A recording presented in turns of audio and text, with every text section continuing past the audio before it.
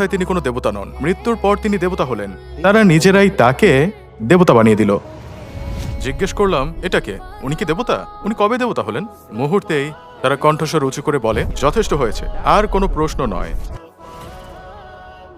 তো আমি আমার বন্ধুকে জিজ্ঞেস করলাম, মুসলিম হিসেবে তোমরা কিসের উপাসনা করো? সে বলল, আমরা স্রষ্টার উপাসনা করি। আমি ডানে বামে তাকালাম, তোমাদের স্রষ্টা কোথায়? আমি তো তাকে দেখছি না। না, স্রষ্টা আছে, কিন্তু আমরা তাকে দেখতে পাই না। আমি বললাম, কি বলছো? না দেখে কিভাবে বিশ্বাস করব? যেটা চোখে দেখা যায় না সেটা কেন বিশ্বাস করব? তারপর সে আমাকে একটা উপমা দিল, কিন্তু গভীরভাবে চিন্তা করে আমি বুঝতে পারলাম, এই স্রষ্টাকে তো যুক্তিযুক্ত মনে হয়। কিন্তু একদিন আমি মাকে জিজ্ঞেস করলাম, মা, আমি ডিসেম্বরের শুরুতে মক্কায় যাচ্ছি, তুমি কি আমার সাথে মক্কায় যেতে চাও?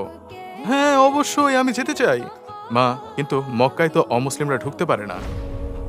কোনো উত্তর ছিল না, কোনো জবাব নেই। তিনি শুধু কাঁদতে শুরু করলেন আর বললেন, আচ্ছা। তারপর বললেন, তাহলে ঠিক আছে, আমি মুসলিম হয়ে যাই।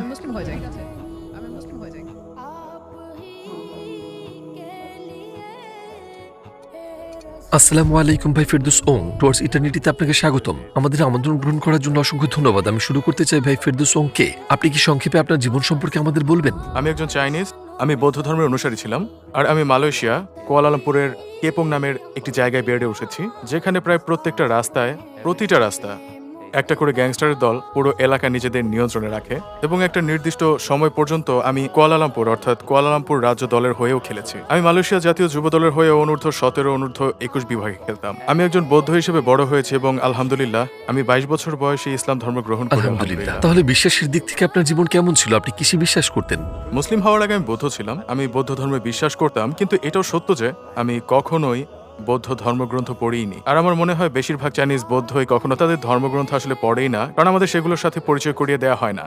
বৌদ্ধ ধর্মের ব্যাপারে আমরা অতটুকুই জানি যতটুকু আমাদের বাবা মা আমাদের বলেন, আর যা আমাদের পূর্বপুরুষরা অনুসরণ করেছেন। তাই আমাদেরকে যা বলা হয় আমরা সেটাকে সত্য বলে ধরে নেই, যেটাই বৌদ্ধ ধর্ম, আর আমরাও সেটাই অনুসরণ করি। এখন একজন বৌদ্ধ হিসেবে আমি বিশ্বাস করতাম যে একজন স্রষ্টা আছেন, কারণ এটাও আমাদের শেখানো হতো। কিন্তু বিষয় হচ্ছে, বৌদ্ধ ধর্ম সম্পর্কে আমার জ্ঞান ছিল খুবই অগভীর বলতে বৌদ্ধ ধর্মের সবকিছুই মনে হতো যেন আচার অনুষ্ঠান ঘিরেই। শুধু আচার অনুষ্ঠান করো, ভালো কাজ করো, ঠিক আছে, কিন্তু ভালো কাজ বলতে আসলে কি বোঝায়?